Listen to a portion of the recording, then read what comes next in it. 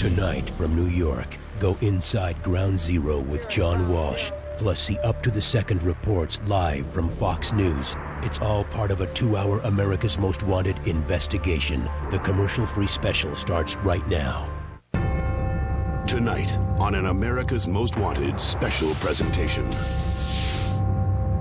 I'm John Walsh here at Ground Zero. Right behind me is the World Trade Towers. It's unbelievable. It looks like World War II, and it's hard to believe that there are hundreds of missing firemen, about 20 or 30 New York City cops, and God knows how many hundreds or thousands of innocent victims are still in this rubble. Tonight you're going to see something that nobody else has seen. And tonight it's all about justice, because we need your help to catch the bastards who did this.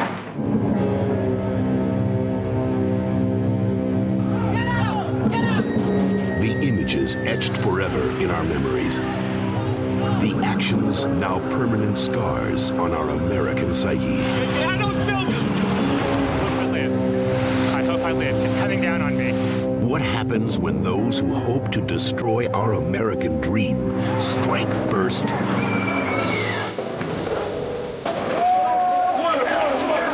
Americans fight back. Tonight, America's Most Wanted shares the lives of the victims and the heroes. This is just above. John Walsh takes us on a tour of the sights you haven't seen, the stories you haven't heard. I didn't believe this was going to be like this. Heartbreaking. Yeah. Thank you. God bless you both. And the information you need to help us track down the madmen behind the terror on a special edition of America's Most Wanted, America Fights Back. And now, here's John Walsh. Good evening. This is an outrage. The shocking events that took place this week here in New York and down in Washington, D.C. are still too fresh and too horrible to totally comprehend. And right off, I'd like to say that the hearts and prayers of everyone at America's Most Wanted go out to the victims of this evil and cowardly act and to their families. People everywhere are in disbelief that such a despicable attack could take place. Now, you all know that America's Most Wanted is a program that hunts villains, but it's also a show about heroes.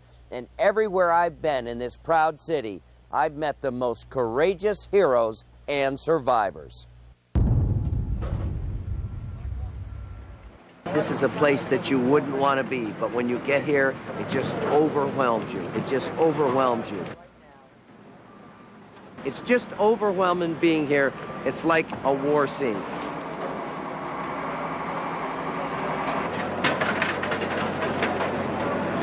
This is unbelievable. Look at this. Look at this. This isn't even close. This is just a pub next door. People don't have any idea what went on here.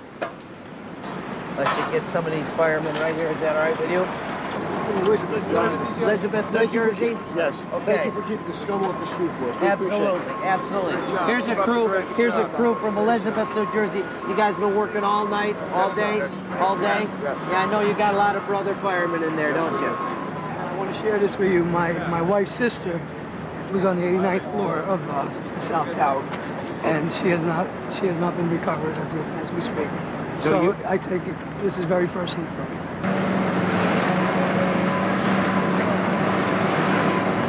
Tom, where are you from? I'm from New York. I'm from the Department of Buildings. And tell me what you're doing here. I'm here to look for my brother-in-law. His name was William McGovern, battalion chief. He was one of the first to be called to this scene. Last radio transmission from the firehouse said he was on the 10th floor of Tower 1, him and his aide, and they would not come out until they were both together. I haven't seen him.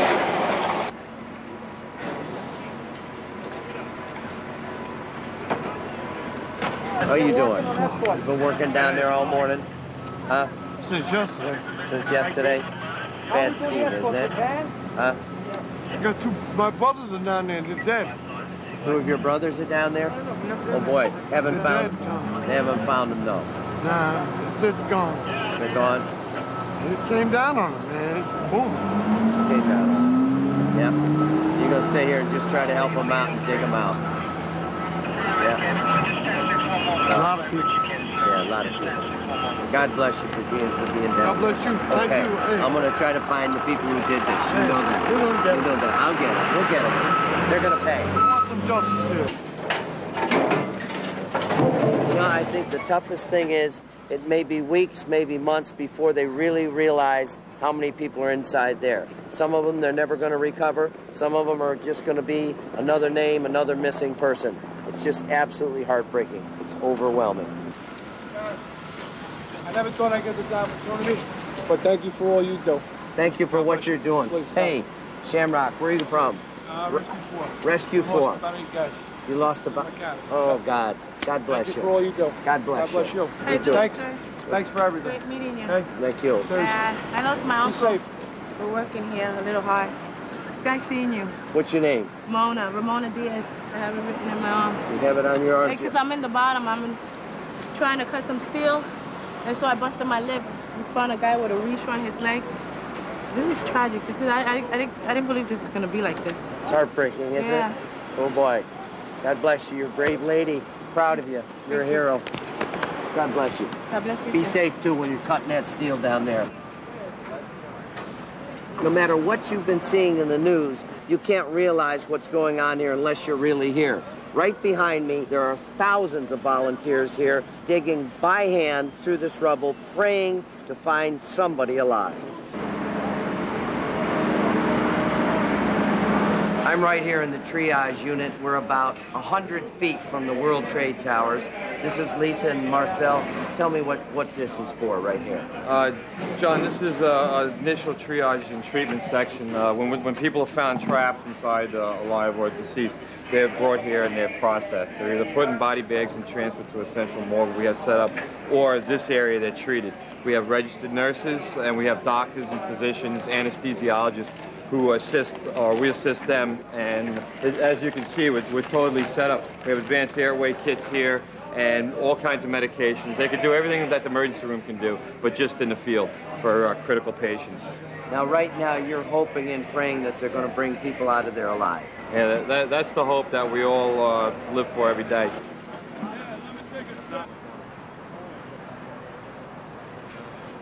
I hope America knows how many heroes are here. You only got to look at these guys. They've been working all night and all day. They're taking a 20-minute rest period. They're going to go back in there and risk their lives and try to save anybody that's in there. They've lost brother firemen. There's cops in there. Could be hundreds, maybe thousands of innocent victims, but these are the real heroes right here. Mike, tell me about what happened last night. Last night we were digging in the hole. We got out a Port Authority cop about 12:30 in the afternoon. He may lose his legs, we're not sure. And a few hours later, we found another Port Authority guy down by the shaft, but we could only get his ID tags. Terrible scene, isn't it? It's bad. And you've been here from the beginning, huh? I was here from 11:30 yesterday morning, around the clock till about 8 o'clock. Then I went home for a little while and came back at 5 a.m. Still praying that there's somebody alive in there. There's people in there. Think so? Yeah. Well, God bless you for your courage and what you're doing. Thank you. God bless you, buddy. Thank you. Take care.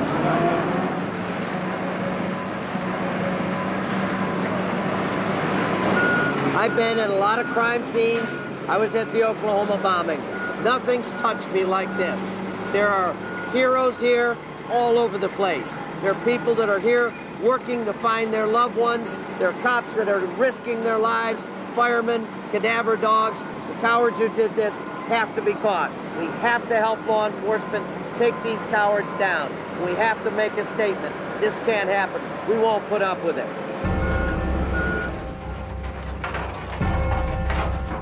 I gotta tell you, this is one of the eeriest and most gut-wrenching feelings I've ever had, being right at ground zero. Looking at that scene, it really sunk in. The fact that two huge twin towers are now just piles of rubble is impossible to fathom. It's chilling. Just standing here, you can still feel some of the horror of that awful day.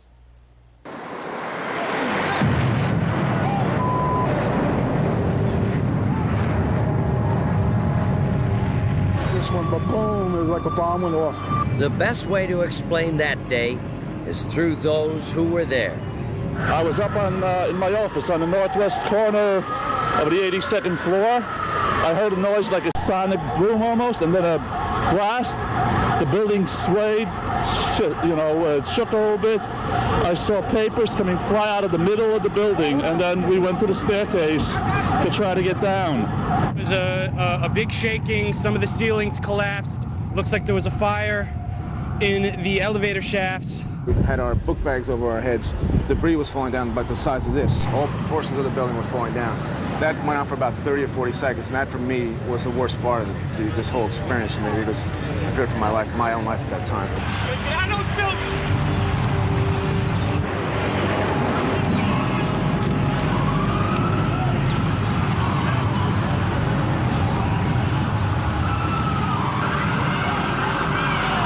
Heard a noise. It sounded like a plane. We saw something hit. I guess it was World Trade Center 2. There was a fireball on the north side of the building, and within seconds there was a fireball on the south side of the building.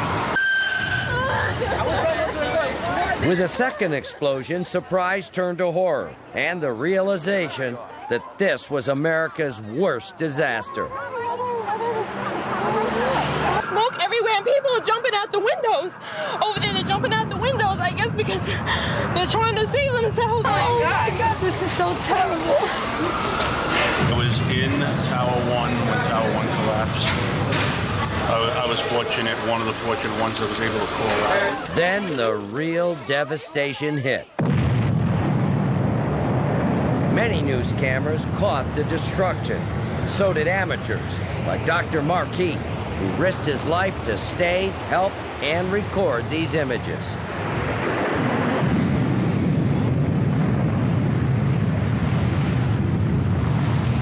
I hope I live. I hope I live. It's coming down on me. Here it comes. I'm getting behind the car. The size and power of the moving debris was awesome and unpredictable, engulfing everything for blocks.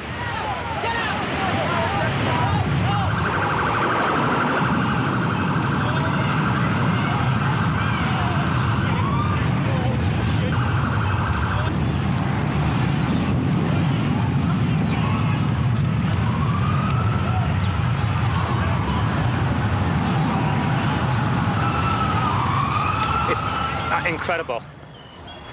Okay, I'm gonna have to go find people who need help. I don't think I'm one of them. You okay, sir? Okay. Can I just get a toot off your respirator?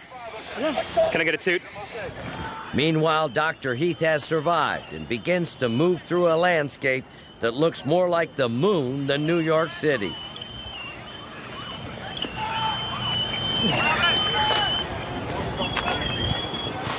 There's all these noises. I don't know what it is. They say someone needs help. Yeah, Mike! Mike! Mike, come over here! Yeah! Anybody need a doctor? Where are you? Don't have oxygen. The beeping is coming from locator devices on the firefighters' uniforms. If any are unable to move, a light and sound will bring help. Hello, Doc. Hey, that guy needs some oxygen if someone can share it with him. 10-4. Thanks.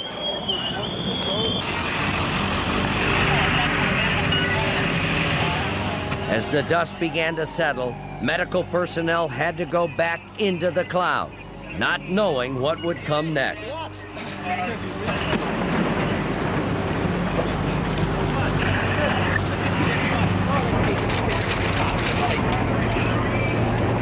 I was standing next to One World Trade Center, and then all of a sudden I heard rumbling, and we all started running away from it. The glass blew out and threw me onto the sidewalk, and I couldn't see for 20 seconds. And then I started seeing vaguely the street. It was complete darkness. Where are we even going? We got to get you to the medical station so you can get it. Everybody go straight. This ambulance is about 100 feet ahead. Our Dr. Heath does his best to help, but the catastrophe is just too massive. You guys going in? Yeah. Come with you. You know, But I don't want to get too much closer, because the more buildings could come down, then we're not going to help anybody. All right. I think we should. Yeah. Where's the incident come out? Let's just. Yeah. Okay. Let's just wait right here. Let's just station up right here, okay? All right. Why don't we set up? Can you hang IVs from this pole here? Okay. Okay.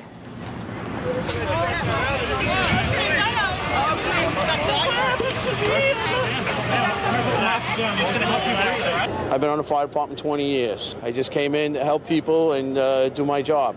That's my job, save people's lives. And today they needed a lot of help.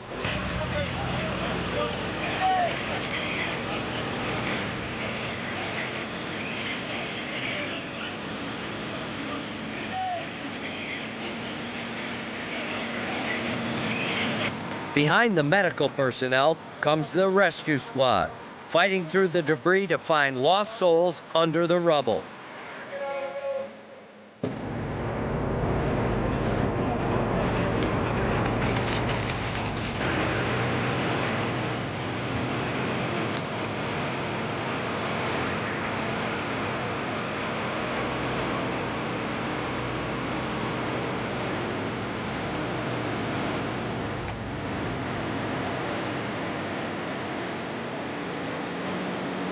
The effort will go on for days, even weeks, but the images will stay with us forever. Just as the nation was watching the horrific images broadcast from here in New York, another impossible scene unfolded in Washington, D.C. We saw the Pentagon, the symbol of our nation's military might, ripped open and on fire. Our Tom Morris filed this report. John, as you know, I spent a year in an anti-terrorist unit for the State Department in Somalia during the war in 1988. We were supposed to prevent things like this from happening when we were over there. But when you see this, you realize that some things can't be prevented. And for the people who actually went through the horror of the explosion in this building, nothing will ever be the same. The crystal clear skies over Washington were marred with a sight no one thought they would ever see. The Pentagon, broken and burning. Somebody told us about the New York tragedy. We turn on CNN and all of a sudden I hear a boom myself. One young black lady was running down the hall screaming and hollering saying, "Get out, get out." It was a bomb. And so everybody was like, everybody stopped and looked, and then there was some more people running and screaming and hollering, "Get out, it is a bomb." And everybody looked up, it was all black smoke. Did you ever think we'd see something like this in our lifetime? Not here, not here. The prospect of a hijacked plane smashing into the side of the building caught even the nation's defenders off guard. It was rush hour on Interstate 395 when suddenly American Airlines Flight 77 appeared in the sky. Witnesses say it was flying low. So low, in fact, that it clipped lampposts as it turned over this hill, then made its final deadly approach and slammed into the Pentagon. All of a sudden, this plane came right over top of my car. And as I looked up to see the plane, a pole was coming right from underneath of the plane. The pole came right into my windshield, so I had to forget about the plane and try to negotiate on the pole. I turned around, the plane had disappeared. The plane looked like it had disappeared in the Pentagon. I understand you had two firefighters that were actually at the helipad at the moment that the plane came in and hit the building. Is that correct? That's correct. They were on an open mic to their dispatch where they had just been alerted following the towers attack. They had been put on some level of alert. They were outside of their station, which is right outside, just to the left of where you see that impact, when they reported on an open mic an airliner coming at them and into the building. That mic was basically left open throughout the devastation and the impact of that aircraft when it hit. Unlike the World Trade Center, the Pentagon was built as a solid fortress, a citadel staffed with 23,000 military and civilian personnel to manage the business of war beyond our shores. But now, the fortress itself was under attack. The war was at home, and the military had to respond. These people had just been evacuated from the flaming building.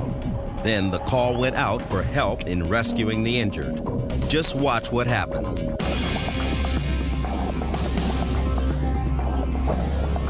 First one, then dozens, then hundreds of men and women run back toward the besieged building in a heroic effort to save their colleagues. And although it took more than a day to douse the last fires, the Pentagon stayed up and running through the entire ordeal. When struck at the very heart of its defense, the armed forces of this country did not flinch. The mission of protecting our nation never wavered, not for a moment.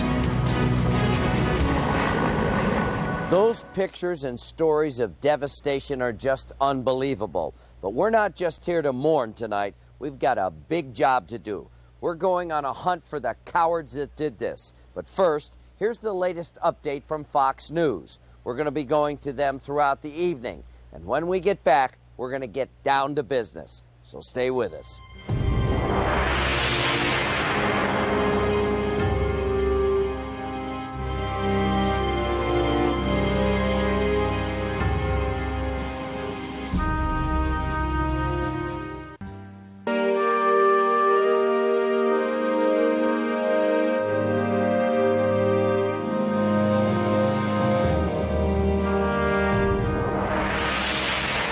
There's probably not a person in this entire country who hasn't put himself in the place of a captive on one of those doomed hijacked planes. We know that many of the people on those planes made heartbreaking phone calls to family. Others called for help. Right now, our Ed Miller has this report on the catastrophe in the sky. X-ray clear for takeoff, 320 at 10 to 15. The terrorists purposely chose 4 big jumbo jets which were heading cross-country. That way they'd be filled with enough fuel to do their damage. American Airlines Flight 11 in Boston takes off at 8 a.m. and heads toward Los Angeles. Less than an hour into the flight, it turns toward Manhattan. We know that a flight attendant on the first jet somehow managed to call American Airlines and tell them, hey, we're being hijacked and here's the seat number of the hijackers. So both the airline and air traffic control knew there was an air piracy in progress. No one ever imagined how it would end up. At 8:45 Tuesday morning, it slams into the North Tower of the World Trade Center. Flight 11, originally piloted by John Ogonowski.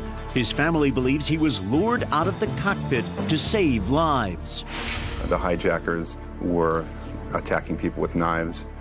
They were probably banging on the door for their dear lives, and anybody would have come out of the cockpit to see what all the commotion was about. And then I don't want to speculate as to what happened to my brother-in-law, but I know for sure that he wasn't flying the plane. There's no way in heaven or hell that he was flying. He was behind the controls of a jetliner as it crashed into the World Trade Center. That's for sure. Passengers reported they used box cutters and small knives to stab and kill. You know, pulling a trigger on a gun is one thing, but to do that to another human being really takes that's personal. That's a very, very deep hatred. I think that would be a pretty good way to describe it. Would be bloodthirsty. Somehow, amid the chaos, Captain Ogonowski made sure air traffic controllers knew about the horror in his cockpit by keying his microphone open. Controllers say they heard the hijackers scream, "We have more planes! We have other planes!" Another flight, this one United Flight 175. Again, shortly after takeoff, it turns south, does a sweeping turn over New York and New Jersey, and slams into the South Tower of the World Trade. It's 18 minutes after the first crash. At Dulles Airport outside Washington, D.C., American Flight 77 heads toward Los Angeles. About a half hour into the flight, it makes an about-face and is now aimed at the nation's capital. At 9:41, it slams into the Pentagon. The pilots themselves, knowing at that time that they were being hijacked, would probably only think that they were going to be taken to a different destination. Not that the plane itself was going to be used as a bomb. We have not had that up until this time.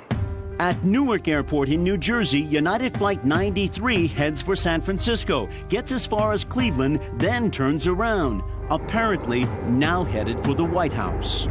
From what we understand, passengers were herded into the back of these big jets, including at least one of the pilots. In each of the 4 cases, there were 3 to 5 terrorists.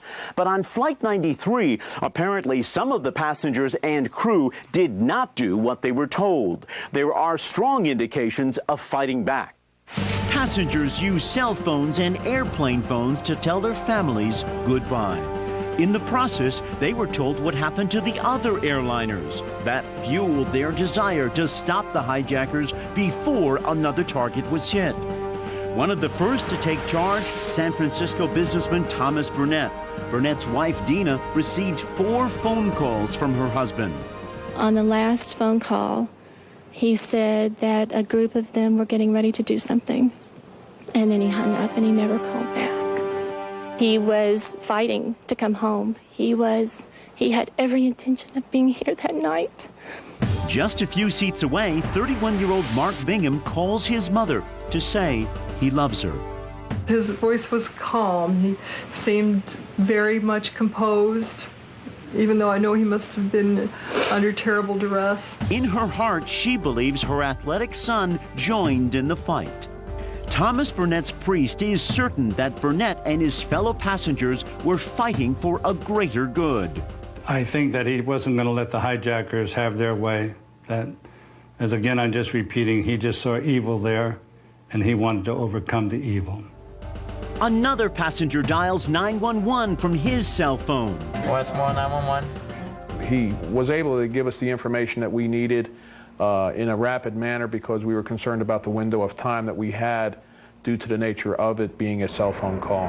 While callers tried to remain calm, the hijackers tormented them. They let everybody know as best they could that you're going to die. We're going to end your life. We're going to kill people in the process of ending your life. In other words, we're going to kill a few people on the airplane while you watch, which apparently might have happened. They wanted to inflict the most terror on those people and make sure that as many people as possible picked up the old Sprint PCS and called as many of their friends as possible, as many of their loved ones as possible, and expressed it to them. That's the terror of this. That's the scum of this. In the last few miles of its flight path, Flight 93 makes some abrupt turns, indicating the struggle was on to take back the plane. At 10 a.m., Flight 93 crashes in a farm field outside of Pittsburgh. And we looked up and we saw this huge airplane. This looked like a big silver bomb. And I heard a very loud rumble, screechy sound, like something was falling from the sky. And then we heard the crash. But it didn't sound like a crash of a car. It seemed like a big thud. We now know that terrorists were trained on flight simulators like this one. And the FBI says some of them were even schooled here in the United States. All they had to do was to steer the aircraft once they took it over. They did not have to be so sufficient as to take it off or to know how to land the airplane. And just steering it into a building would not be that difficult, you believe? Not as difficult as making a landing. None of us can imagine what it was like to be on a plane headed for certain destruction. However, 3 men in this country do know. They were pilots on a plane that was hijacked in similar circumstances back in 1994 and lived to tell about it. They were piloting a FedEx jet when they were attacked from the rear by a disgruntled employee with a hammer. He attempted to take over and steer the big jet into a FedEx building on an apparent suicide mission. At one point, he threatened to shoot them with a spear gun. The quick-thinking pilot turned the plane upside down to throw the hijacker off balance. That allowed the other 2 to wrestle him to the ground. For several minutes, no one was flying the plane. And that seems to be the new model now. Just like the passengers and possibly the crew on the doomed plane that crashed in Pennsylvania, they clearly fought back. They were resisting in every way they could. That's the FedEx model, and that's likely to be the future course that U.S. commercial pilots take when confronted with a hijacking or a takeover. They've got to use every method at their disposal to fight back immediately. Take the entire seat now and rotate it backwards like this. Brian Horner teaches a variety of survival techniques, everything from surviving an air crash, Controlled ditching, live vest on, to surviving a hijacking. He tells us what approach most terrorists take to seize immediate control. They first off were extremely brutal.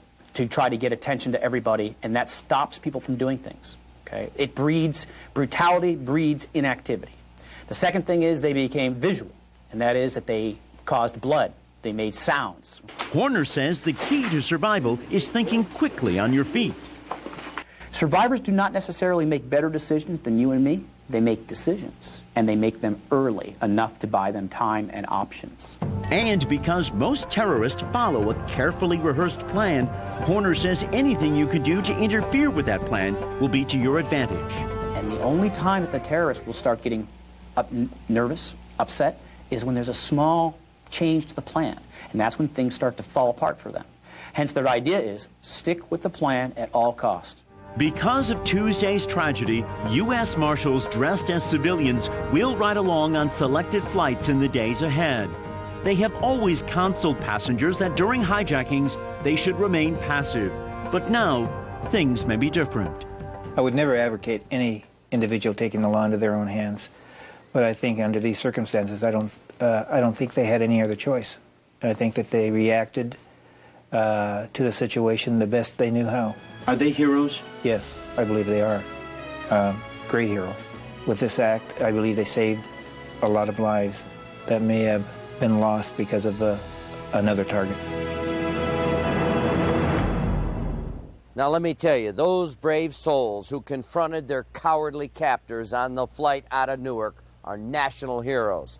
Who knows how many lives they saved or what target they spared? That kind of courage cannot be praised enough, and their families must be very proud of them.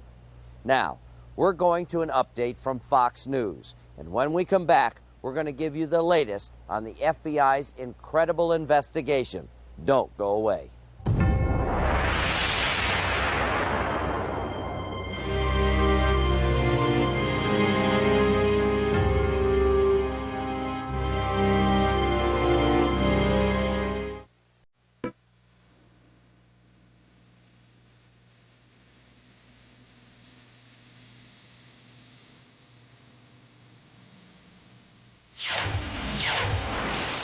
The most deadly terrorist attack ever on our soil is now the subject of the most intense investigation in our nation's history.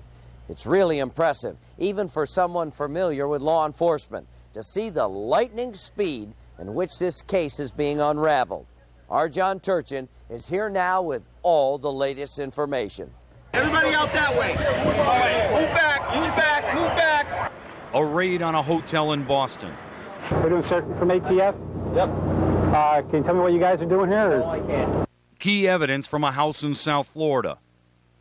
Up and down the East Coast, federal agents and U.S. leaders are beginning to win the crucial battle of tracking the terrorists who planned and carried out the deadly attacks. We will make no distinction between the terrorists who committed these acts and those who harbored them. From the beginning, the law enforcement response was massive, but the information was minimal. All they had was a rental car at Boston's Logan Airport. A traveler had a run-in with the car's Middle Eastern occupants. After the attacks, he reported the incident to the police, and agents had the suspicious rental car towed. Inside, they found flight manuals in Arabic. From there, no clue was too minute. They even took these chairs from the airport terminal for DNA testing to see if the suspects sat in them. But the agents still had nothing solid to go on besides the rental car. They followed the lead as far as they could. It took them to Venice, Florida, south of Tampa, to the home of Drew and Charles Voss. They told agents that this man, Mohammed Atta, along with an associate, Marwan al-Shehi, lived with them for a short period last year. I was quite surprised. Now, I know that when they, while they were here, I know that they had used this address. The couple kicked the pair out of their home earlier this year, claiming the two men were rude. Agents checked the names of Atta and his associate al-Shehi against the Boston flight manifest, and sure enough, there they were. It was the first big break. Charles Voss, who works at Huffman Aviation International, a nearby flight school, told agents the two men had been flight students. Last year, Atta and his associate passed their flight tests in a small four-seater Cessna. if I would have known. I would kill him by my own bare hands. We then learned that the two men trained on this Boeing 727 flight simulator in Opelika, Florida, a program that simulates a flight over the U.S. Capitol. From there, agents traced the two men to the Fort Lauderdale area to a motel where they recently checked in. Their stay was short-lived since they demanded 24-hour internet access that the manager couldn't provide. They were very angry, and one of them said, we're here on a mission, so we need the telephone line. We can't stay here. Agents then tracked Atta and al-Shehi to this apartment complex and a restaurant and bar. The owner told FBI agents the men were in his bar just 4 nights before the attacks. He said they were drunk and giving a bartender a tough time about their tab. I was like, is this an issue of money? You don't have any money to pay the bill? And he said, I can pay this bill. I'm an airline pilot, like that. And so I was like, whoa, okay. The bar's owner said it was the shock of his life when he was confronted by the FBI about the incident with the Middle Eastern men. I figured that it was like an issue of like bad checks or something like that. And I go, why? You know, what's going on? And they said that the two gentlemen that they showed were on the flight manifest out of Boston. My heart just about jumped out of my throat when they told me that. The agents now had found 2 of the suspected hijackers. They could now begin the next task, finding the rest of them. And just as importantly, finding the ones who helped them. Bingo. You're gonna have to get off the street. You're gonna have to get off the street. Back in Boston, agents scoured the city for members of an active terrorist cell. With guns drawn and bulletproof shields, cops stormed this 36-story hotel looking for one reputed member of the group. We have in Boston, my understanding also in Providence and also in Miami, we have leads indicating the presence at some point in time of either the hijackers themselves, and we are attempting to recreate the travels of each of the hijackers on the planes, either the hijackers themselves or their associates, and consequently we are following all leads. As they sought information about the attacks, the terrorist plot began unraveling faster and faster. Now the plot was coming together. Investigators knew the attacks on America were well planned by an organized group. They believed there was one team for each hijacked plane. Each team had a leader with support personnel in Newark, Boston, Virginia, and Florida, and one coordinating supervisor oversaw the 4 teams. 52 people were reported to be involved, many slipping into the U.S. from Canada and Los Angeles within the past 12 months on Saudi Arabian passports. As the world now knows, many of them are apparently being traced back to one man, Osama bin Laden, the world's most wanted terrorist. In the days that followed, events unfolded fast and furiously. Officials announced they had identified the 19 terrorists on the planes and went looking for another 118 people who might have pertinent information. One man in New York was arrested as a material witness. An arrest came from as far away as Germany. So far, a total of 25 have been arrested worldwide. The FBI has released the names of the 19 dead terrorists. They are asking anyone who knows of the associates to come forward now. You can call our hotline at 1-800-CRIME-TV with the information. Throughout Florida, agents continue to search homes, apartments, and motels for clues. In one case, among many confiscated items, police seized a gas mask. The FBI just knocked on the door and asked us if we had showed us some pictures and asked if we had seen any of the 4 gentlemen in the pictures, asked for our photo ID, birth certificate.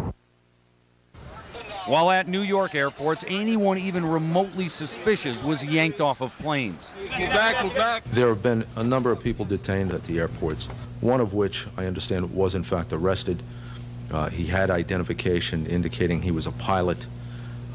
He attempted to clear security, and he was stopped. The identification he had was in fact false. I understand he has been arrested. There are other people that have been detained. As agents begin to win the battle of solving this case, they continue to seek help from you. It all starts with the associates of Osama bin Laden. What he's good at is establishing networks. Ayman Zawahiri is one of his top lieutenants. ahead of the Egyptian Islamic Jihad, also operating out of Afghanistan, but also moving about in the Middle East incognito. That's where you come in. We know who many of Osama bin Laden's associates are. Some are in this country. We don't know how many may have been involved in the attack. But we do know you can help take these wanted fugitives off the streets tonight. America's Most Wanted. Already, tips are flowing into the AMW hotline. We have already gotten swamped with calls with people with their theories, with solid leads, and other information on who they possibly think is connected with it. Like any other case, each and every AMW tip has been forwarded to the FBI's command post. We can cast a dragnet across the entire country just from our broadcast. And those people who watch America's Most Wanted are our eyes and ears in the streets. We're counting on you once again. We are looking for at least 3 suspected terrorists with ties to bin Laden. They may know something about the recent attacks. Aman al-Zawahiri is believed to be Osama bin Laden's doctor and is wanted for his alleged role in the 1998 U.S. embassy bombings in East Africa. Muhsin Musa Matwali Atwa is also wanted for his alleged involvement in the 1998 U.S. embassy bombings. And Khaled Shaikh Mohammed is wanted for conspiring to bomb 12 U.S. airliners flying over the Pacific Ocean in 1995. If you know anything about these cases, please call 1-800-CRIME-TV.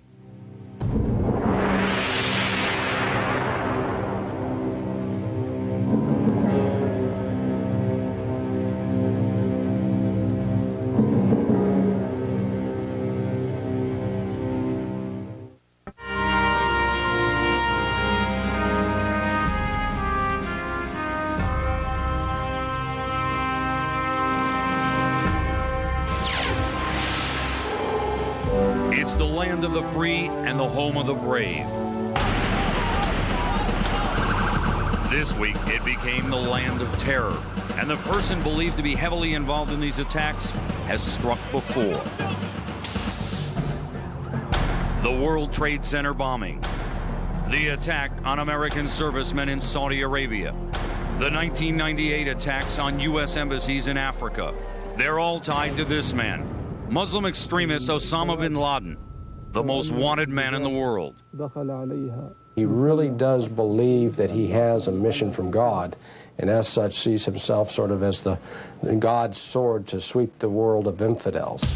He's a committed extremist. He's willing to take lots of risks, and he's willing to kill people. That makes him dangerous. Believe it or not, the American government was once bin Laden's friend when he fought in Afghanistan against the Soviet Union. We even helped build this camp for him in Afghanistan. Later, knowing he was hiding there, we bombed it. And for years, the United States government feared he would turn his sights on American soil. There is not the slightest doubt that Osama bin Laden, his worldwide allies, and his sympathizers are planning further attacks against us. Bin Laden's organization has contacts virtually worldwide, including in the United States, and he has stated unequivocally that all Americans are targets. Bin Laden almost certainly is not in the United States, but some of his closest operatives are. One worked at this tire store in Dallas. The federal government says the operative, Wadi al-Haji, was behind the bombings in Africa and lived in this apartment. Another of bin Laden's men served in the U.S. military. Former Army Sergeant Ali Mohammed is shown here in a special operations training tape. He is now under arrest, charged with helping to plan the 1993 World Trade Center bombing.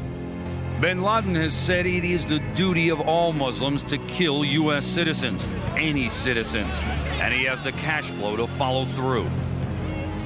I look to him as the CFO, the chief financial officer of al-Qaeda. Reports say he has at least $300 million, maybe more, at his disposal. Sources say he has no problem using all of it to kill Americans, and anyone else, in fact, who is not Islamic. That is the core of the Islamic Jihad. The holiest goal is to purify the land, ridding it of any non-Islamic life. He's not crazy. He is a fanatic, but he is not crazy. He hates the United States, apparently, with a deep and cold hate. These evil men were prepared to risk great danger and to accept death. They are not cowards. They are fanatics.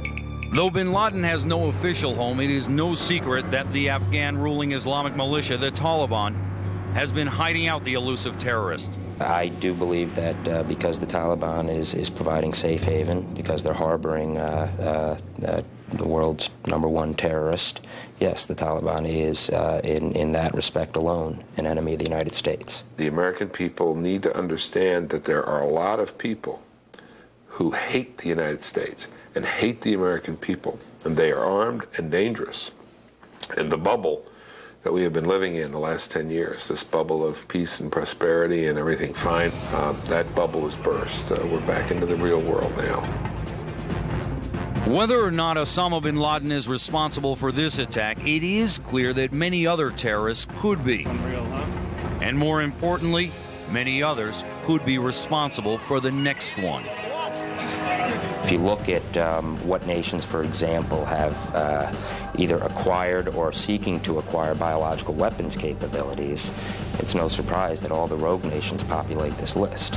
Whether we're looking at Syria, whether we're looking at Iraq, whether we're looking at Iran, whether we're looking at, to a lesser extent, Libya. Yes, these are states that we need to be concerned about. They know they cannot defeat the United States tank for tank, plane for plane, in a traditional war on the conventional battlefield, recognizing that to offset our strengths and play to our weaknesses, terrorism is a tactic and a policy of war. And even smaller groups have been able to cause a large amount of destruction.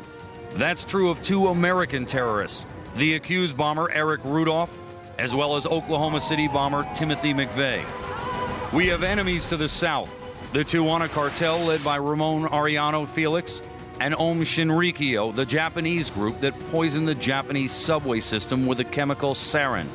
What's more frightening about a group like the Aum Shinrikyo or terrorism versus a nation state is that nation states, usually we can trace back the threat, the attack. A missile leaves a signature. We have to be concerned about groups that have no return address. Which brings us back to Osama bin Laden, still the biggest threat to America and the American way of life. For the last 30 or 40 years, there have been a lot of pseudo-sophisticated people saying that they believe there really is no difference between right and wrong, or there is no such thing as good and evil. That's bunk. It's always been bunk. This is right and wrong. We saw evil. We saw the face of evil, unambiguous evil. Now get ready for an update from Fox News. Then we'll be right back with lots more of America's Most Wanted. Stay right here.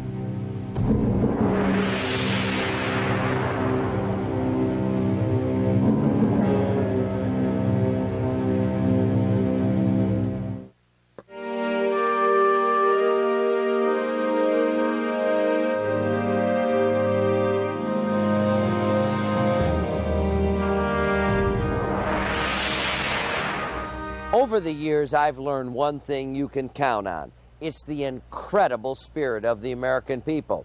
It seems to be part of our nature to be at our best when things are at their worst. Once again this week, ordinary people step forward in the midst of tragedy to do some very extraordinary things. Our Rick Siegel has the story.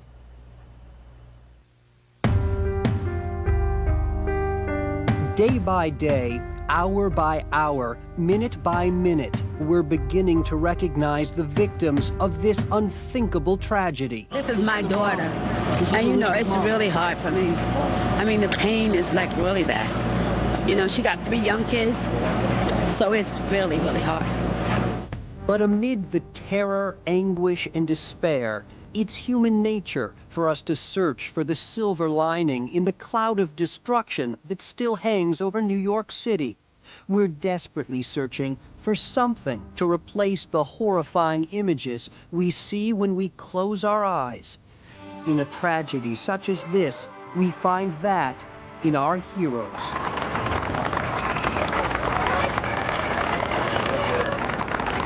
These guys are the heroes. I can't imagine doing what these people do on a normal day, but they've been out here without sleep. I mean, the military, the police force, the fire force, it's just amazing. Amazing because when this atrocity occurred, emergency personnel rushed to the city, not only from the New York area, not only from the East Coast, but from the entire nation and beyond. I came by myself from Indiana, and then we got 5 or 6 more that's leaving at 5 this evening and driving over overnight. Mount Carmel, Pennsylvania, Mount Carmel Fire Department. We were from Jersey. We worked last night. We came this morning, 8 o'clock. Strasburg, Pennsylvania, East Strasburg Fire Department. We drove 13 hours, Tuesday night. We left at 8:30 at night. We got here 11 o'clock in the morning, or 10 o'clock in the morning, and got out of the car and went right down into the rubble. Just because you can't wait around or something, I guess. All walks of life are coming down here. Construction workers and iron workers are coming down with picks, shovels, ropes. Just everybody wants to work. A half mile of guys just in a row, just passing buckets back and forth, just trying to get the rubble out of there. Picking out bucket by bucket, piece by piece. Piece by piece. Just keep cutting steel, dragging it out, cutting steel, dragging it out. Everything's digging and burning and just regular, man, just moving pieces. And they pick a spot and you go to that spot and that's exactly what you do, get on your hands and knees and dig. The way I'm thinking about it is if it was my family in there. I'm treating every person that we try to find like my own family. Because I can't see not finding them. Because if it was one of my family members in there, I'd like any other volunteer or anybody else to do the same thing we're doing. I just really wanted to pull people alive out of there. I don't want to hear about a body count. It was an intense feeling when they said, we got 4 or 5 people alive down there. And everybody was cheering and applauds to make sure everybody stopped working. They told everybody cut the engines, the cranes, everything stopped. They found the firemen today. 3 guys. 3 guys. One guy walked out. He didn't want to be helped. Everybody's just roaring. Yeah, pumped us up, and everybody kept going. Those guys are heroes. They were in there. They were in the original scene, helping people out. They put their lives on the line, and thankfully they got them back. Yeah, I don't know if we're considered heroes, and it's just we have a job to do. If we find somebody, it's worth it. Even like you said, if we find a victim, that's closure for somebody. Closure is something that even the heroes themselves need. Hundreds of New York rescue workers lost their lives in the terrorist attack. This firehouse, nicknamed Hell's Kitchen, lost 10 of its very own. These are just a few of the brave people who lost their lives running into the burning buildings while everybody else ran in the other direction. These are the faces of true heroes. Yet those who survive inside here refuse to consider themselves that. So the question is, who do the rescuers think are the heroes?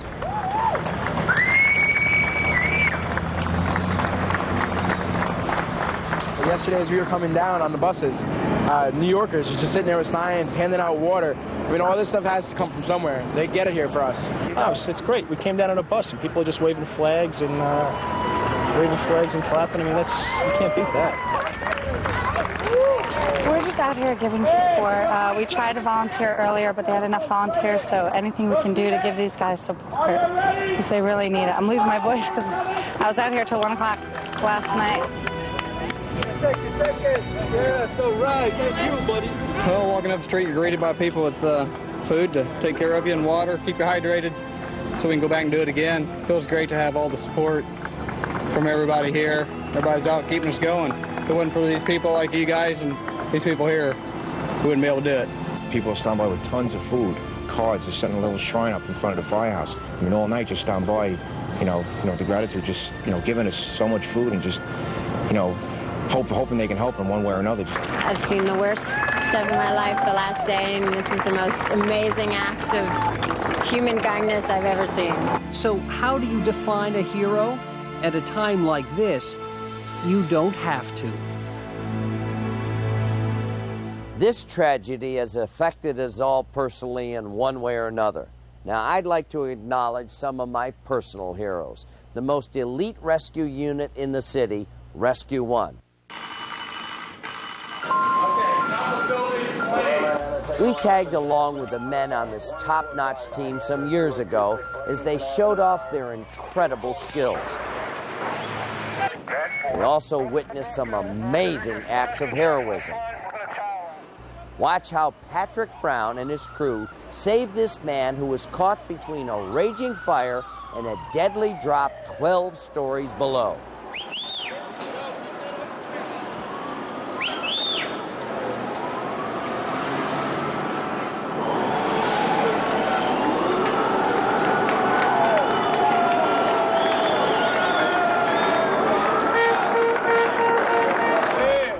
Patty and his crew were some of the most incredible and courageous men I've ever had the privilege of meeting.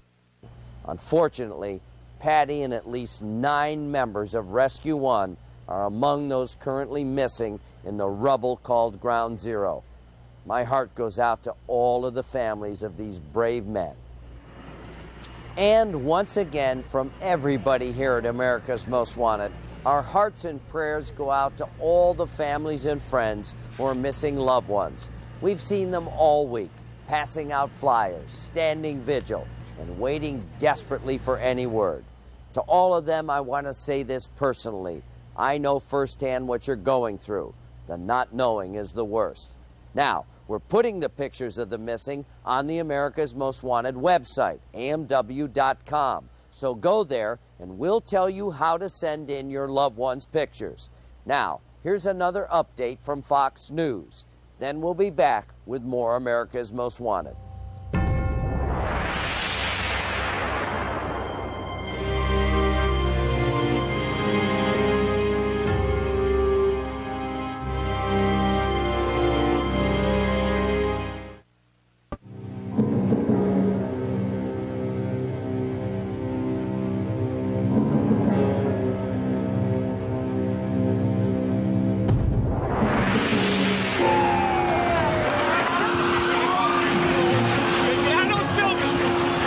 It was the worst we had ever seen. But believe it or not, these pictures are not from this week. They're from 8 years ago. Please avoid the World Trade Center. No one ever thought it could happen back in '93, and no one ever thought it would happen again. Militant terrorists had planted a car bomb in the underground parking lot of the World Trade Center. The result? Devastation. 6 people dead, 1,000 people injured, and $500 million in damages. Panicked, people fled the building as fast as they could. But in the end, the Twin Towers did not topple. It was a tremendous blast. It severely weakened and destroyed the parking areas and so forth, but the mass casualties and the toppling of the towers did not happen. The towers stood as symbols of American financial strength and invincibility. But years later, that invincibility came under attack. Again, and again, and again. Americans may have been blind to it, but every year there are more than 100 terrorist attacks against U.S. targets, and that number has been steadily increasing. Some of them you've never heard of. Some of them struck into the very heart of America. Seemed like the whole world ended. No one can shake the images of Oklahoma. The death toll, 168. Terrorism struck Americans once more at the U.S. embassies in Eastern Africa. 224 people were killed.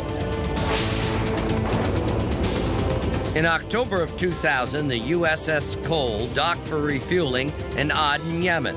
A suicide boat filled with explosives rammed the naval destroyer. Some of the sailors that were standing on the ship looking down said as these guys came in, they were smiling as they rammed their boat in the explosion. The blast claimed 17 sailors. For years, I've worked with Interpol shoulder to shoulder, trying to stop these terrorists before it was too late. But as painful as these images are, it's inspiring to realize that the culprits were brought to justice through the vigilance of average Americans and good old-fashioned police work. Case in point, let's go back to 1993. When the rubble cleared at the World Trade Center bombing, an axle lay at the center of the blast. The axle was from the vehicle used to besiege the Twin Towers. It contained a tiny clue. The motor vehicle identification number, it was partially raised. Once we were able to raise that number, we were able to trace that to a company in New Jersey. That led investigators to an apartment in Jersey City, New Jersey. What they found there was a bomb-making factory. We were able to obtain bomb manuals, fingerprints, safe houses. Those suspects were arrested and convicted of terrorism and murder. Police say they have ties to Osama bin Laden's organization. Another case in point, Oklahoma City. Even before the call went out to law enforcement about the Oklahoma City bomb, police had the bomber by the tail because one cop noticed one tiny detail. I pulled him over because he was not displaying a license plate on the back of his vehicle. This is Lieutenant Charlie Hanger. He knew something was wrong immediately. The driver behaved suspiciously. And I told him to slowly take both hands and zip that jacket and pull it back so I could look under it. He complied, and just as he had got it unzipped and preparing to pull it back, he looks at me and he says, "I have a weapon." Charlie threw the guy in jail. His name turned out to be Timothy McVeigh, the man who blew up the Murrah building. Thanks to Charlie's attention to detail, McVeigh was never again allowed to create devastation. Timothy McVeigh's death sentence was carried out on June 11, 2001. One more case in point, a terrorist attack that never happened. At the Canadian-U.S. border in December of 1999, 4 alert customs officials made a startling discovery when a man by the name of Ahmed Rassam tried to enter the U.S. I asked him to complete a customs declaration, and he did that and step out of the car and open his trunk for us. There were several plastic bags filled with powder, and I said, "Hey, Mark, we got a problem here." The cargo he was carrying, a type of nitroglycerin and 4-timers, were precursors for plastic explosives. Rassam was part of a master plot to destroy the U.S. Millennium celebration. Point to all these cases, the simple act of paying attention to details brought killers to justice and saved countless lives. It's now every American's duty to pay close attention to things as they happen around you. Every American's got to realize he's under threat, that something can happen to him, and can happen right where he is. And that being alert to that and trying to avoid it and report things early is part of his responsibility. Here are more associates of Osama bin Laden that the State Department and the FBI have asked us to help hunt down tonight. Mohammed Atif is believed to be Osama bin Laden's second-in-command and is wanted for his alleged involvement with the 1998 U.S. Embassy bombings in East Africa. Mustafa Mohammed Fadhil is also wanted for his alleged involvement in the East African Embassy bombings. Abdul Rahman Yassin is wanted in connection with the 1993 World Trade Center bombing. He fled the U.S. immediately after the bombing to avoid arrest, but the Indiana native could be back in the U.S. now. If you've seen any of these guys, call 1-800-CRIME-TV. Now, a lot of the terrorists you just saw happen to be from Arab nations, but I've heard many reports this week about a very disturbing trend that's sprung up right here at home since Tuesday's tragic events. A lot of people have taken it upon themselves to attack others just because they happen to be Arab or Muslim. Well, let me tell you, that kind of behavior makes you nothing but a terrorist yourself, spreading injury, destruction, and fear to a lot of innocent victims. Protestant, Catholics, Jews, Muslims, we're all Americans, and we all love this country. We cannot tolerate hatred of one group by another, period. These attacks must stop right now. Now, Fox News has an update, and then we'll be right back with more America's Most Wanted.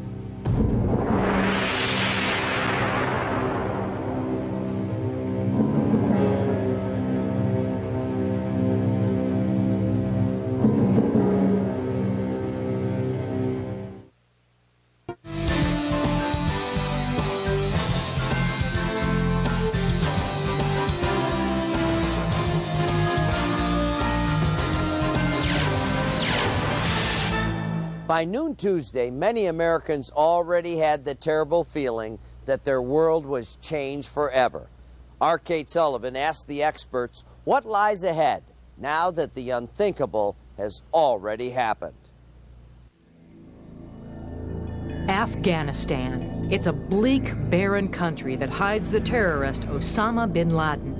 Some Americans say that if bin Laden is guilty of Tuesday's deadly attacks, then the only way to get justice is to blow the country off the face of the earth. There's a great deal of anger and resentment in the country, certainly enough to support retaliation. And many people want it the quicker the better. But it's not that simple.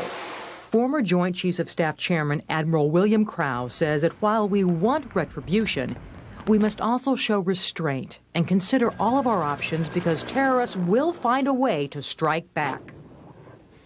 If we act in the wrong way, we could very well further the cause of terrorism. They will go to other forms of terrorism. And I think we should keep that in mind, very permanently in mind, that there are other ways of doing great damage to the country. Biological attack is probably one of the worst attacks. A crop dusting plane using 100 pounds of anthrax would kill millions in Washington, D.C. in a matter of days. John Sopko's estimates are chilling. But are they a warning we must proceed with caution? Or an alert that we should strike first?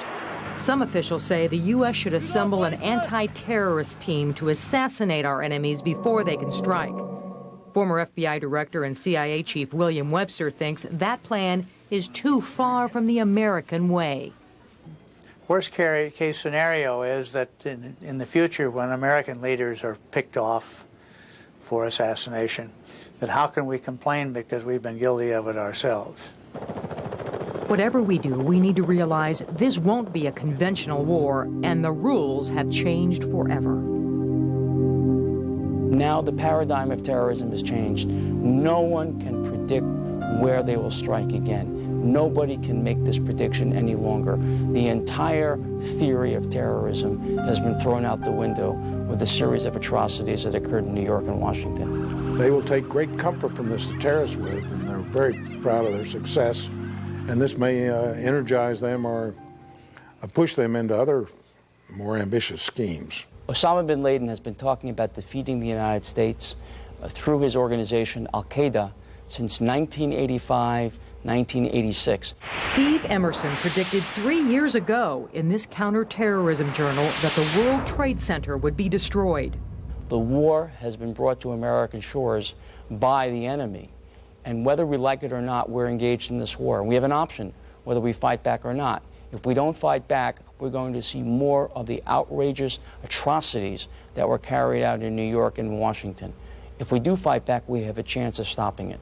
We all face an uncertain future with potentially every solution causing a new problem.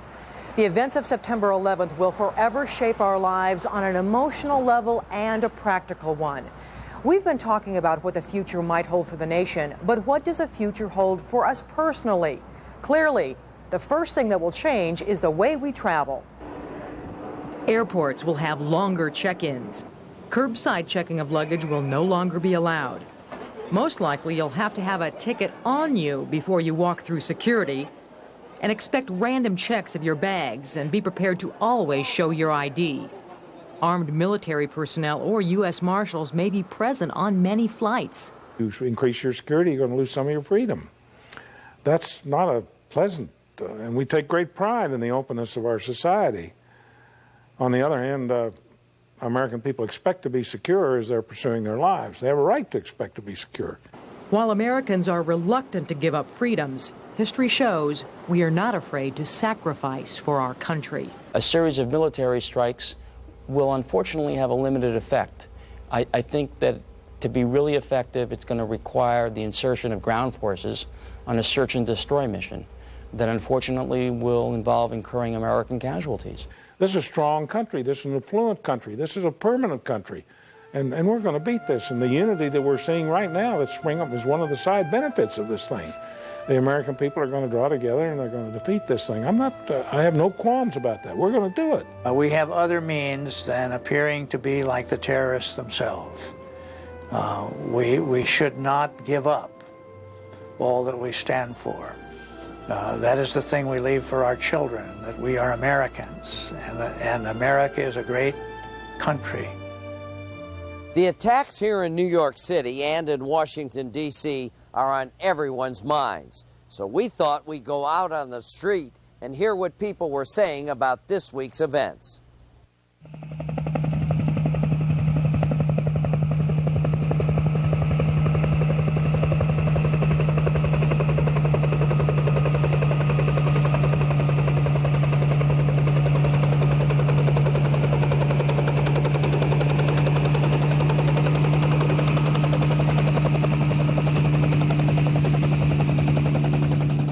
Is looking at us now. What are we going to do? And look what we're doing. Nothing. Like Sandy, let me say the final thing. If one person makes the decision, let that person make the decision, and we'll get rid of this. So why? What's the decision that has to be made? They have to bomb that guy. So what are we waiting for? You ask me. I'm asking the same thing. What are we waiting for? And what happens if they miss and they go to one of the bombs go off site? We know from the IRA, you cannot just send a missile over and get rid of them. You know, it just doesn't work. The mayor just ordered another 6,000 body bags. 6,000 more body bags on top of what they got. And there's not enough morgues to put these people in. It's hard. What are we talking about here? I still think it was a nightmare, and I gotta get up and I find everything is finished. Again, we're waiting, another meeting, another committee, let's get together. It's not supposed to be. It's only one person makes the decision. Let that person make the decision, and it's it. It's over. But somehow we're always afraid to pull the trigger. We're afraid to... Roosevelt didn't wait to pull the trigger. The next day, boom.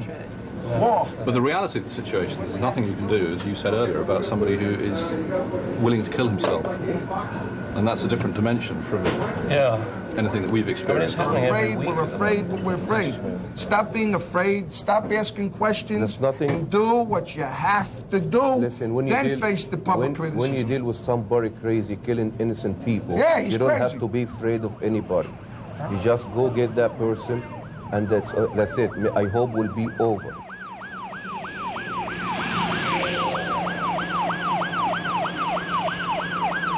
But we're facing the war right now, my friend. Look at that. Well, I got here 200 cabs, non-drivers. The Pakistanis and the Indians are afraid to come in to work. That's it. How are we going to pay the rent, man? You know, it's we hear in Midtown, it's like nothing happened. Downtown, so many people die. You know, it's amazing. Personally, I feel very confused in this moment. I feel confused, very confused. I feel empty inside, you know. We make a country support them. They're going to suffer too. They're going to suffer too. They're going to suffer the same consequences that we suffer. They're going to suffer it. Say, yo, you supporting this idiot? Okay, Saddam, you think we're playing? We didn't get you the first time. Everybody's suffering. Cab drivers are suffering. Everybody's Managers in the garage are suffering. Everybody's suffering. You know, people are suffering. People are dying.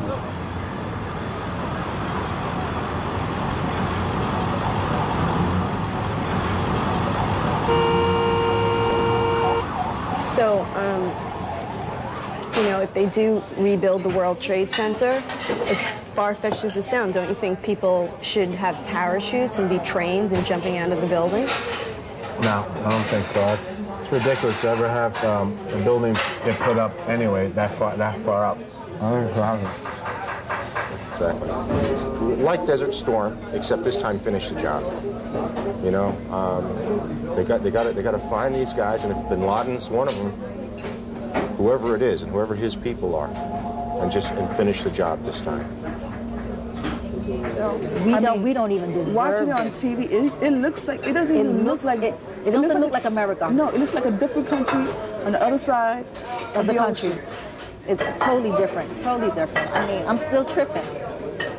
It looks like something that would happen in Iraq or anywhere else. These religious fanatics did this. You got to decide, this is right, what we're doing, to bomb them, to annihilate them. That's right. You can't say, oh, but it's their religion, don't do it. No, make the decision right here. But just as they bomb them, whether you're wrong or right. The them should be people responsible for this. The That's what I'm lunatics, saying. yeah, the maniacs. But that's how I am wondering how President Bush is going to single those people out, the them that you talk about. And as we would say in Spanish, toma, take this. Okay. Toma. Take this and eat it, you know, free of charge.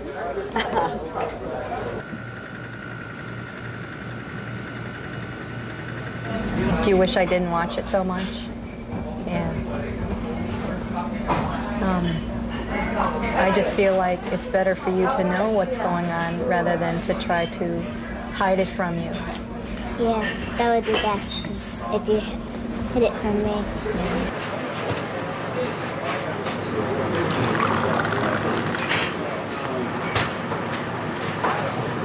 I am not going to be a prisoner in my own country. I'm not going to walk in fear.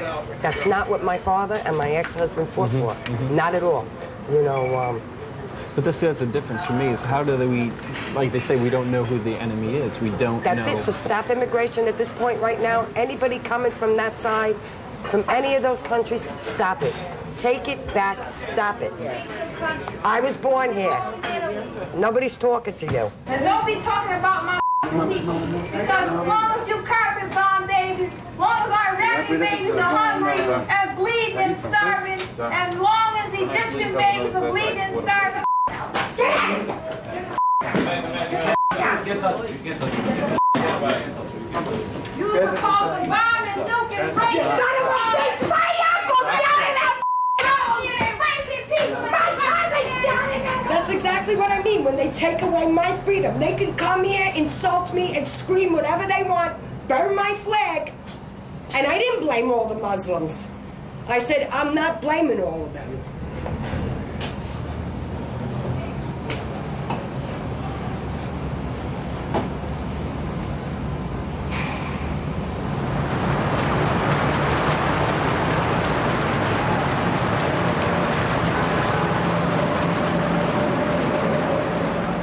I read something today at a sidewalk that said, an eye for an eye makes a country go blind. So, yeah, I just America has so much to learn from us. We can never let our guard down. But that's ridiculous. Then you're like living, then it's like you're constantly living in fear. And that's a little ridiculous. Like, I don't think we should do that. And again, if you're going to be living in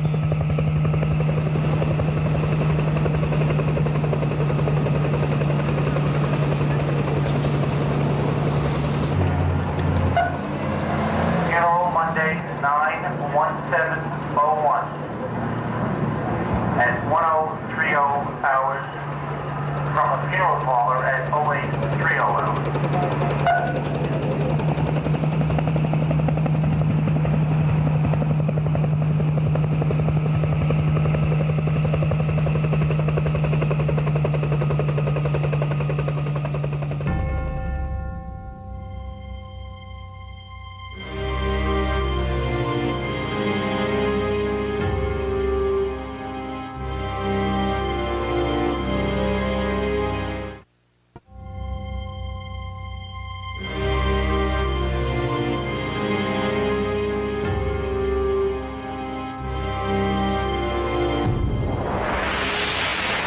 This week has been a tough one for kids all over this country. Now, many of you have had to explain to your children what's happened. You've been asked some very difficult questions. Maybe some of your kids have had trouble sleeping. Well, we wanted to talk to some kids about their thoughts and experiences about the attacks. Now, we've got two reports coming up. The first one is by our Tom Morris. Your generation has grown up with PlayStation, 3D graphics, video games, X Games, just huge Hollywood stunts that seem almost unbelievable. But when you looked at the planes crashing into the World Trade Center, did at first it seem almost like this is like some sort of movie I've seen? I think the worst thing about all the pictures, all the videos that you see on TV is that when you compare it to a movie, you think of all the extras that they hire and they're all running around. But when you see their faces, they're not panic-stricken.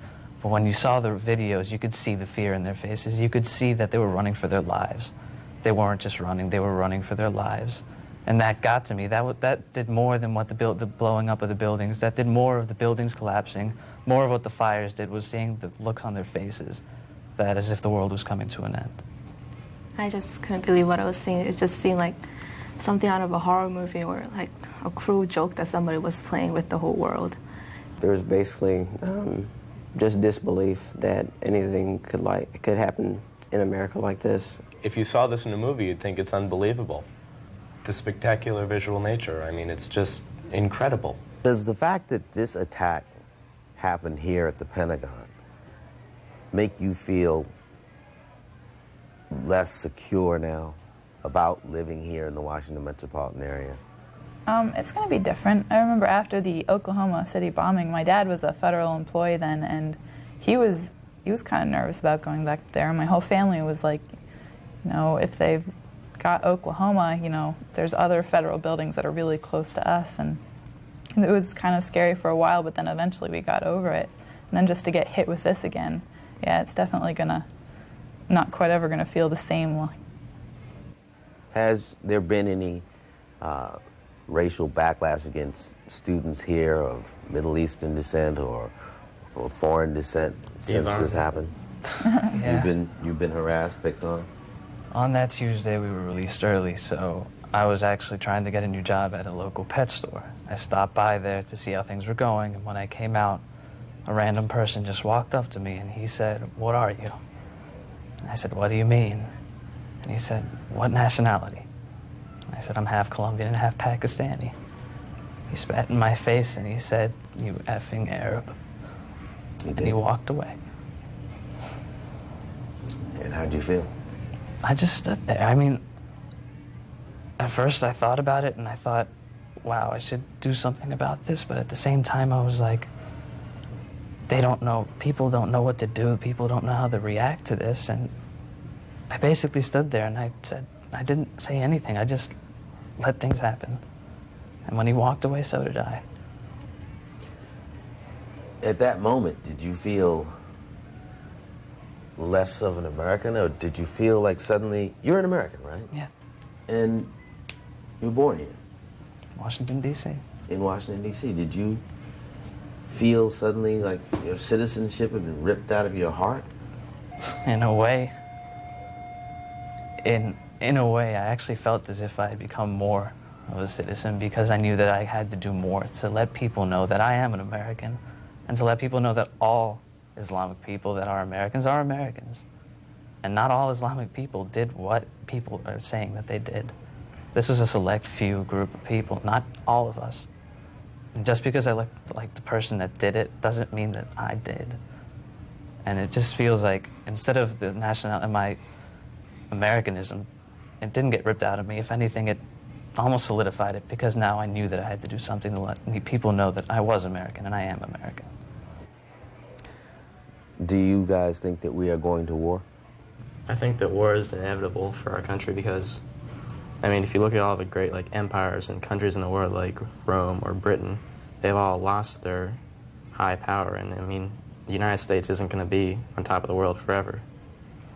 I don't think that we should go to war against specific countries, though, because these are people we're going after, terrorist organizations. And in certain countries, like Palestine, the people are cheering that, you know, this happened to us, but their leader, he's saying how he was shocked that something like this could happen. So, I mean, there's so many contradicting views that we can't actually go against one country or several countries. I think if we just stoop down to the level that those terrorists did to us, we're admitting that their way is right and that's how we're going to fight back. And frankly, I don't think any war or any more fighting or any killing more innocent people is going to solve anything. We just need to seek wise and peaceful solutions. Are any of you registered for the Selective Service? Any of you planning to register as a result of this event? You're going to join the military, you think? Once I turn 17, I'm going to take that opportunity this year. I'll try to.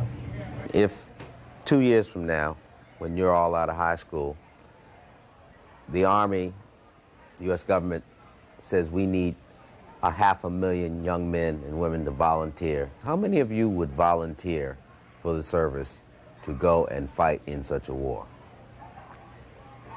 Okay. It depends on the situation, what's going on. For me, it wouldn't depend on the situation. I mean, I agree with my parents in this part. We can't let this slip by like we let all these things slip by. There's so many bombings and there's so many things, and we have to go and root these people out. Is there any one message that you'd like to get out to all the other high school kids, your peers around the country, about where we are today in this situation? Unite, try to solve things, help. I would say that this is definitely an event that has to unify us. It can't drive us apart, or else we're going to collapse. Like John said before, basically just don't be judgmental on one group of people. Try to figure out, get this fact straight, and then you can start laying down your opinions and then having your voice heard. We have to unify not just with ourselves, not just our country, but with everyone. And that'll be like a first step, if you can show that respect to everyone in the world. I'm John Walsh for America's Most Wanted, and I just want to say thank you guys for being so patient and for being here today and talking to me about a lot of things that have just happened. How many of you saw on TV or in the newspapers about what happened at the World Trade Center? Almost everybody, right? Did most of you see it on TV? Yes. You saw it on TV. What did you think? What did you think about it when you saw it, and when you heard about it, what did you think? When I first saw it, I was really sad. I felt bad for all the people that died, but then when I got more into it, I didn't really think it was real because it just didn't look real for planes just crashing into them, crashing into the towers. So it really seemed, because you guys watch TV all the time, that it almost looked like a movie, like an action movie or a stunt, right? I didn't believe it at first because it looked so fake about how they just collapsed and a plane going into it. And then I realized this is real life and this really happened, and I was scared. Kenny, tell me about your dad. He was in New York and he has to go through the World Trade Towers, right, to go to work? Yeah. So what happened that day? He was there when the first plane crashed, and everybody was screaming when he was about to go on the escalator. It's my grandma. She works in Jersey City. She said the second plane hit the Twin Tower, and a lot of them were crying, and they wanted to know what happened to their moms and dads. But your grandmother's okay. After you watched the news, and after you realized that these were people who hate America and who hate people in other countries, were you afraid? Yes. You were afraid. What were you afraid of? Having another world war, because I wouldn't like having other people's planes flying over me with bombs. It's kind of scary. Right. How about you? That other terrorists could come here and kill everybody. Everybody in this country. Let me ask you a question. Some of other of you. What did your parents tell you? What did your parents tell you? They said they didn't know. They said the terrorists just wanted to be mean and get something at America. I think this is terrible what they're doing to us, and this country is very nice, and I don't think what they're doing is not nice to us, because we're not doing anything for them. And we're not doing anything to hurt their country, so why would they do this to ours? I'm going to tell you guys, you're going to be safe. We're going to fight back. We're going to fight back, and it's going to be okay. It's going to be okay. Now, here's another update from Fox News. Then, when we come back, I'll have some final thoughts on America's Most Wanted. Don't go away.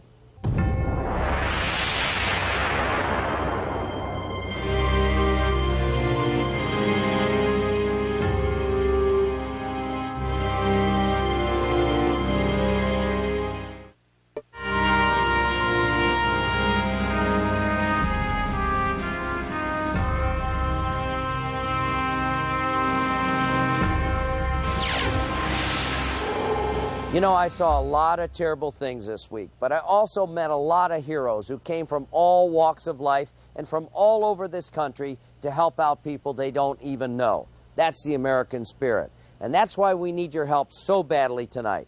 We have to send a message to the rest of the world that we will not put up with this terrorism. And this wasn't a terrorist attack. This was a bunch of cowards who killed innocent people.